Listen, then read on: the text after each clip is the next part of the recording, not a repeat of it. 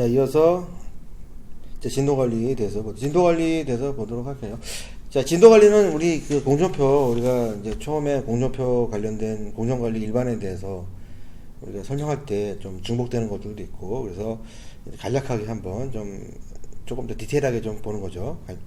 간략하게 복습하고, 그리고 조금 디테일한 부분들을 조금 더 설명하면서, 자, 그렇게 진행하도록 하겠습니다. 복습한다는 기분으로 좀 할게요.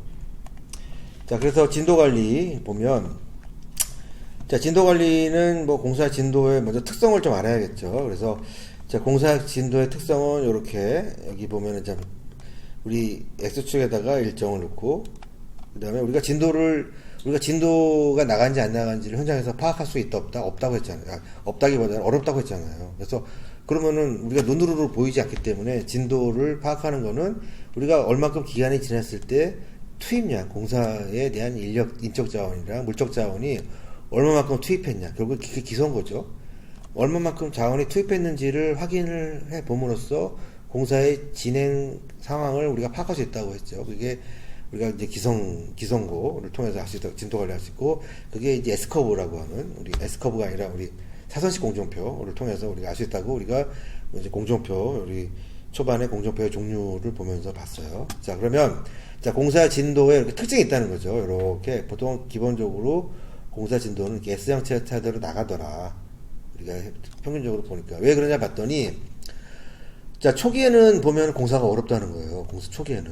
왜냐면, 그냥 뭐 현장도 파악을 해야 되고, 뭐 주변에 뭐 민원도 해결해야 되고, 여러 가지 좀 설계 도서도 좀 파악을 해야 되고, 계약 조건상에 뭐가 문제가 안 맞는 게 있을 수도 있고, 또 땅을 좀 파고 뭐 하다 보니까 뭐가 좀 뭐 걸려서 좀 뭐 다 권청에 신고하라고 하기도 하고, 어쨌든 막 세팅하는 작업에서 업체도 선정을 하는데 또 뭐 여러 가지 또 업체 선정했더니 또 바꾸라고 해가지고 또 한 업체 바꾸고. 자, 어쨌든 간에 뭐 하다 보니까 뭐 준비하는 시간이 많이 걸린다는 얘기예요, 초기에는.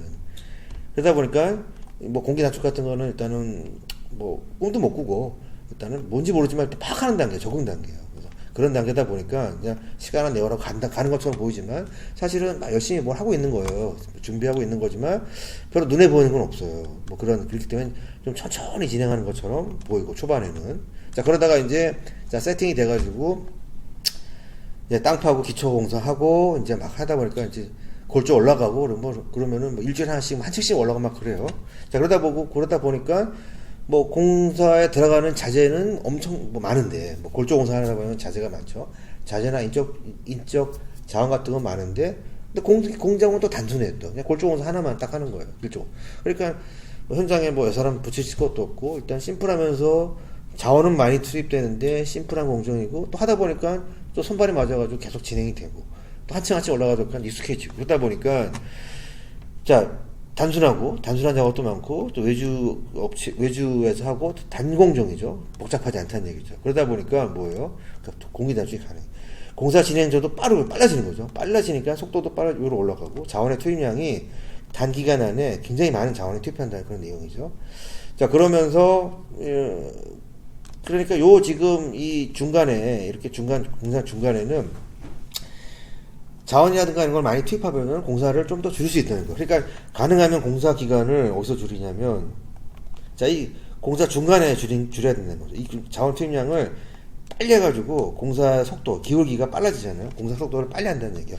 공사 속도를 빨리 한다는 이유는 결국 빨리 한다는 얘기는 결국, 자, 공기 단축한다는 얘기예요. 공기 단축. 이때 공기 단축을 다 해놓습니다. 그냥 웬만큼 해서 그냥 막 작업을 다 해놓는 거. 근데 마지막에 가면 어떻게 되냐면 막 공정이 다양해져요. 뭐 돌도 붙여야 되고, 설비도 해야 되고, 와가지고 뭐 난방이니 뭐 단열재니 뭐 아무튼 뭐 엘리베이터 설치하고, 뭐 외장된 붙이면 내부에 뭐 인테리어 가구 들어오고 뭐 하고, 지금 하다 보면 전기공사하고 배관하고 막 공정도 하루에 막 뭐 몇 개씩 들어오고 복잡하고, 그리고 그러면 아무튼 그래요. 그런 상황이에요. 그러면서 이제 얼마 안 남았어, 시간도. 지금 한 달 정도 남았단 말이야. 그러니까 막 마음은 급하고. 자, 그러죠. 그게 이제 공사 말기에 나타나는 현상이죠. 그러다 보니까 공사가 뭐 시간이 지나는데 별로 뭐 한 것 같지는 않아. 뭐 그런 느낌이죠. 자원 투입량은 많지는 않지만 복잡해요. 자원 투입량 자체는 많지 않지만 뭔가 이렇게 일은 많이 벌리고 있다는 거예요. 자, 그러는 거예요. 이런 경우에는 공기 단축이 어렵죠. 일단은 동시에 단축해야 돼. 이것도 안 되고, 서로 공정 간에 이렇게 여러 가지 또 이렇게 좀 마찰도 있고 뭐 자기 공정만 보는 거죠. 다른 공정 뭐 신경 쓰나요? 그 현장 소장이 그걸 다 관리하는 거니까. 현장 소장은 여러 가지 공정들을 지휘하는 사람이라고 한다면 각 공정들은 자기 것만 하고 그냥 간단 말이에요. 그러다 보니까 여러 가지 어려움이 많다.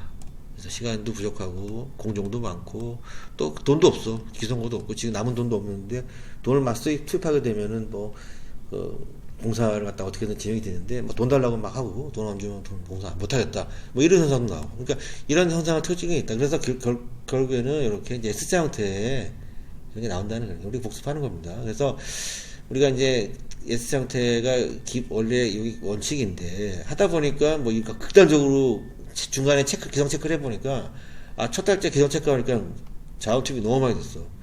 두 번째 달에 자원 투입이 하나도 안 돼 있어. 뭐 이런 경우 있겠죠. 근데 세 번째 달에 기성 체크해 보니까 뭐 좀 비슷하게 간 것 같고 좀 괜찮아 보여요. 근데 D 공정 네 번째 달 같은 경우는 빠듯해요. 이건 조금 문제가 있어 보여요. 공기를 조금 이게 좀 단축을 해야 될 것 같은 그런 느낌이고 어쨌든 간에 요 바나나 안에만 들어오면은 그래도 할만하다 공사가.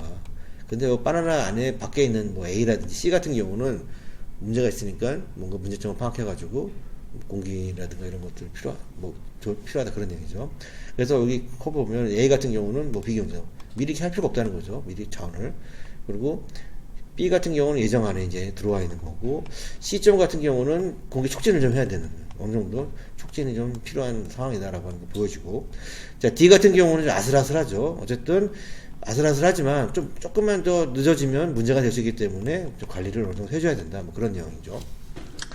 자, 그게 이제 진도 관리 곡선을 이렇게 우리가 이제 사선식 공정표를 통해서 S커브 또는 뭐 바나나 곡선이라고도 하고 자, 이런 걸 통해서 진도 관리를 한다. 뭐 그런 내용이었고 자, 근데 여기 우리가 좀 더 구체적으로 보면 자, 진도 관리 했을 때, 여러 지금 S커브가 여러 가지 유형이 있다는 거예요. 그래서 이 시간대별 자원을 투입했을 때 그 그래프의 어떤 그 형태를 보고 공사를 어느 정도 예측을 할 수 있다. 또는 뭐 공사 형태를 추정할 수 있다. 뭐 그런 의미인 거예요.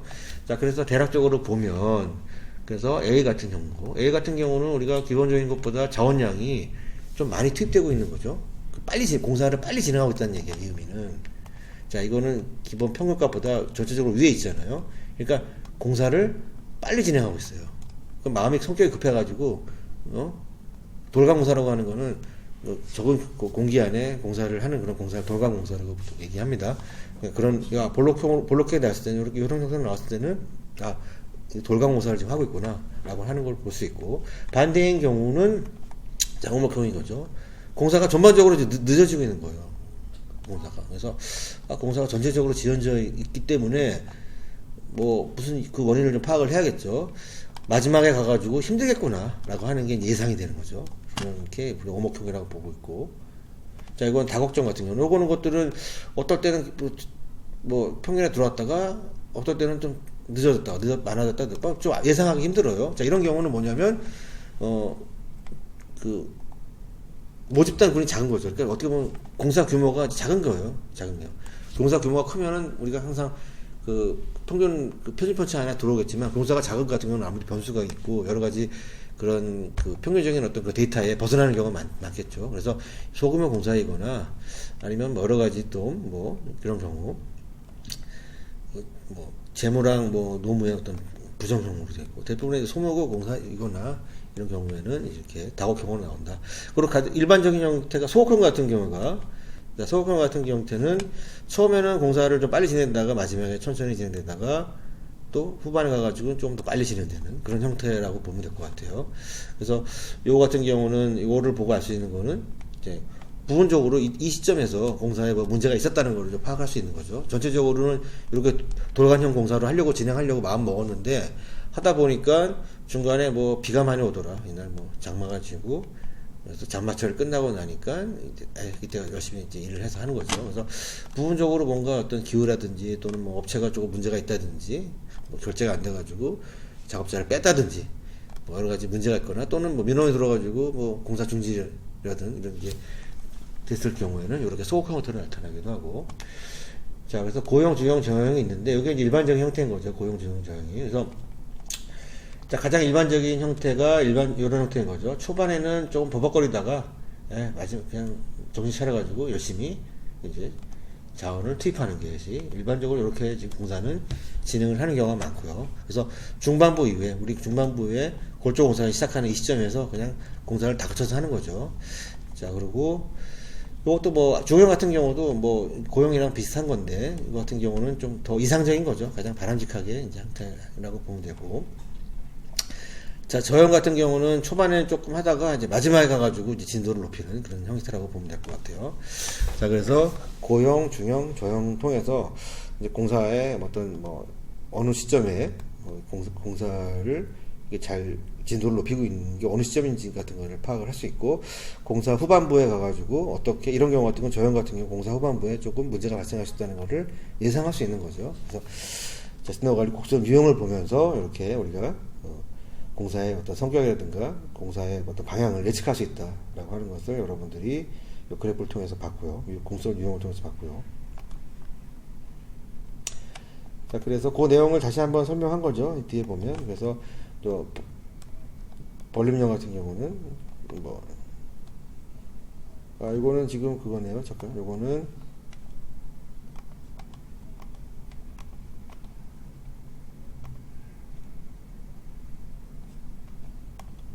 그래서 초반부터 말까지 지속적으로 지연되는 게 볼륨형.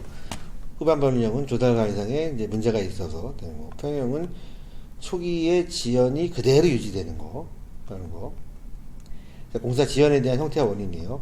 후반 닫힌형은 일반적으로 후반에 가가지고 이제 결국에는 만나야겠죠. 그래서 이게 벌려지면 문제가 되는 거죠. 이게 만약에 이 지금 그래프가 여기 보면 어쨌든 초반에 가면 만나야죠. 이렇게 공사가 끝나는 시점에서는 다 이렇게 자재 투입량이 100% 돼가지고 공사가 결국에는 끝냈다. 어쨌든 중간에 어떤 이런 여러 가지 문제점이 있었지만 어쨌든 끝났다는 건데, 끝내지 못하고 이게 벌리거든요. 후반에 이제 벌림형 했다는 건 뭐 전체적으로 처음부터 끝까지 문제가 있었다는 거고, 후반에 가가지고 문제가 있는 거는 조달이나 관리상의 문제가 있는 거고, 평행형 같은 경우는 초기의 지연이 그대로 유지된 거죠.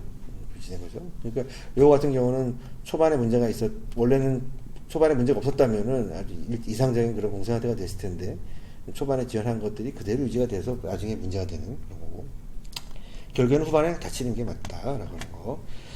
자, 그래서 뭐 형태랑 원인에서 공기지연 형태와 원인에서 봤고, 자, 진도관리 절차를 보면, 그래서 공기 조정하는 거죠. 그래서 우리가 이제 그 진도를 파악한 다음에, 주기적 진도 파악한다는 거, 기성을 파악해가지고, 우리가 그 그래프의 어떤 형태라든가, 우리가 기성이 예상보다 더 많이 지급되는지, 덜 지급되는지를 파악을 해서, 결국 후반에 공기가 지연이 예상된다 한다면, 공기 조정하면 되는 거죠. 공기 단축하면 되는 거죠.